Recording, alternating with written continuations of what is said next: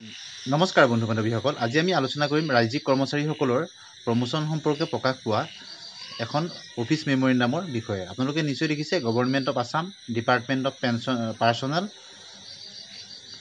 Assam secretariat, civil, Dispur, Guwahati, block number 3, floor Assam secretariat, Dispur. Subject matter চাওক, refusal of promotion and fixation of seniority there after.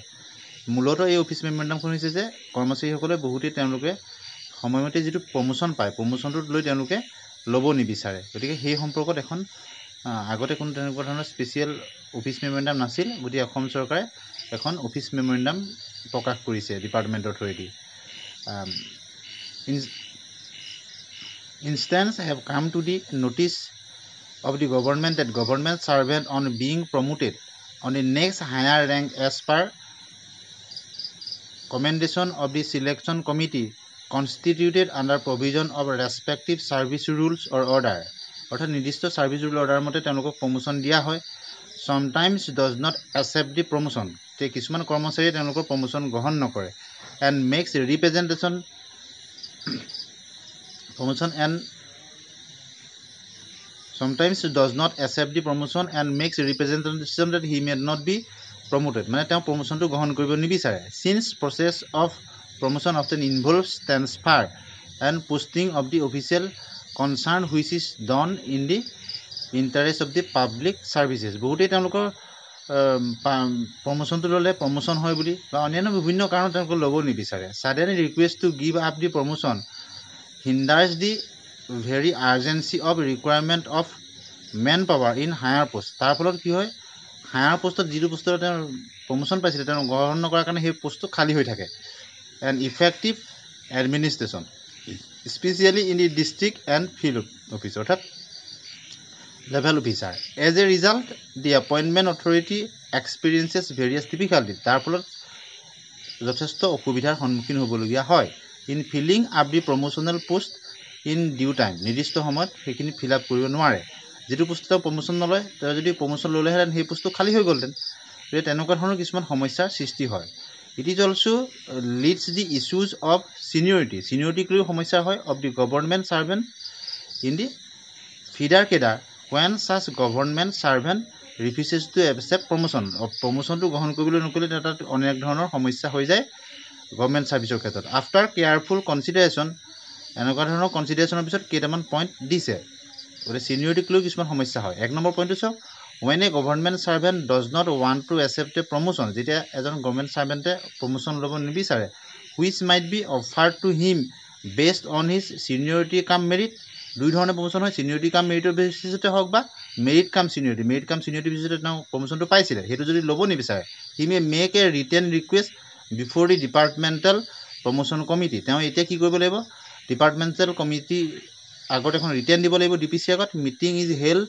Date he may not be promoted and that the request will be examined by the approving authority. এতিয়া সেই DPC বহাৰ আগতেই তেওঁ written জনাব লাগিব আগতীয়াকৈ তেওঁ যে প্ৰমোশ্যনটো কি কাৰণে ল'ব নিবিচাৰে। Taking relevant aspect into consideration, the next eligible officer of the same category is the done consideration may be appointed. যদি তেওঁ সেইটো একচেপ্ট হৈ যায়, তেতিয়া তেওঁ পিছতে থকাজনক প্ৰমোশ্যনটো দিয়া হ'ব, তেওঁ যদি সেইটো একচেপ্ট কৰা হয়। দ্বিতীয় পইণ্টটো চাব, when a government servant does not want to accept promotion, যদি প্ৰমোশ্যন ল'ব নিবিচাৰে, which is offered to him as per recommendation মাজত তেওঁক যিটো প্ৰমোশ্যন দিয়া হৈছিল ল'ব যদি নিবিচাৰে, of the selection committee, departmental promotion committee, he may make a written request that he may not be promoted and his request will be examined, তেওঁ ৰিকুৱেষ্টটো examine কৰি চাব by the appointing authority, যিটো দিছে এপইণ্টিং অথৰিটি সেইখিনি তেওঁ ৰিকুৱেষ্টটো চাব। Taking relevant aspect of the consideration, তেওঁ সেইটো কনচিডাৰ কৰিব পৰা হ'বনে নহ'ব সেইটো চাব, কি কাৰণেনো তেওঁ প্ৰমোশ্যনটো একচেপ্ট কৰিব নিবিচাৰে। গতিকে এতিয়া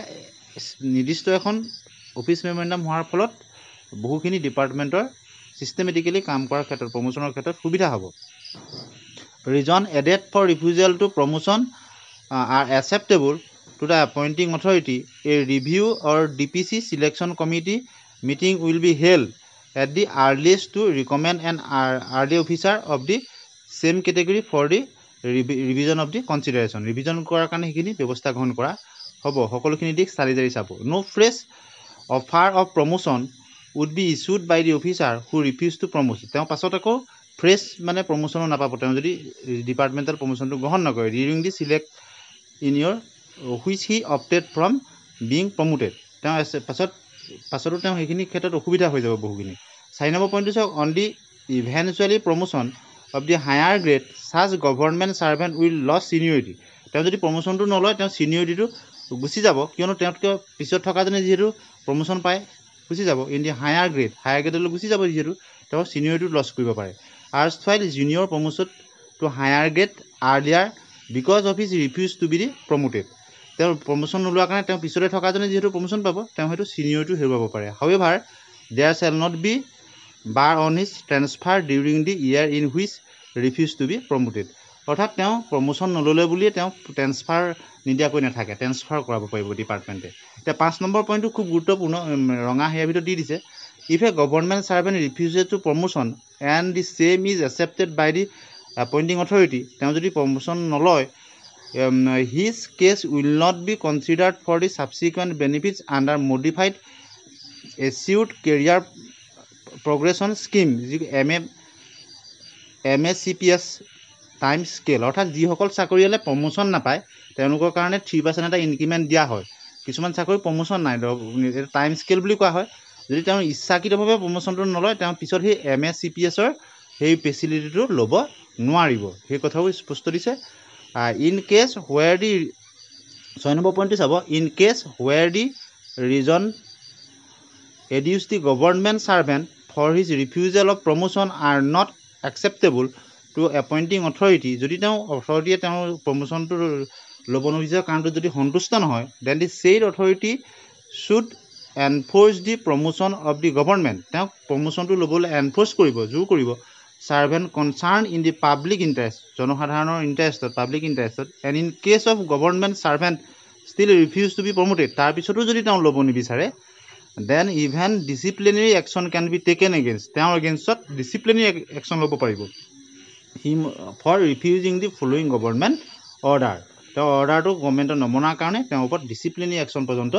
ল'ব পাৰিব তেওঁ যদি জোৰ জবৰদস্ত প্ৰমোশ্যনটো নলওঁ বুলি কয় ইয়াৰ পিছত কনচিডাৰেশ্যন কৰাৰ পিছত আপোনালোকে এইখিনিকে নিশ্চয় এই 6টা পইণ্ট বুজি পাইছে গতিকে এতিয়া এখন ক্লিয়াৰ কাট প্ৰমোশ্যনৰ ক্ষেত্ৰত ওএম হৈছে গতিকে খুব এটা ভাল পদ্ধতিগতভাৱে কামখিনি আগবাঢ়ি যাব বুলি আশা কৰিব পাৰি গতিকে আগতে এনেকুৱা ধৰণৰ স্পেচিয়েল হেৰি নাছিলে বহুতে তেওঁলোকে ইচ্ছাকৃতভাৱে ল'ব নিবিচাৰিছিলে প্ৰমোশ্যনটো গতিকে প্ৰমোশ্যনৰ ক্ষেত্ৰত এই ওএমখন প্ৰকাশ পোৱাৰ লগে লগে এটা নিৰ্দিষ্ট ধৰণৰ পদ্ধতিত যে কামখিনি আগবাঢ়ি যাব আৰু চাকৰিয়ালসকলৰ কাৰণেও ভাল হ'ব চৰকাৰৰ কাৰণেও এই ডিপাৰ্টমেণ্টৰ কাৰণেও খুব সুবিধাজনক হ'ব বুলি আশা কৰিছোঁ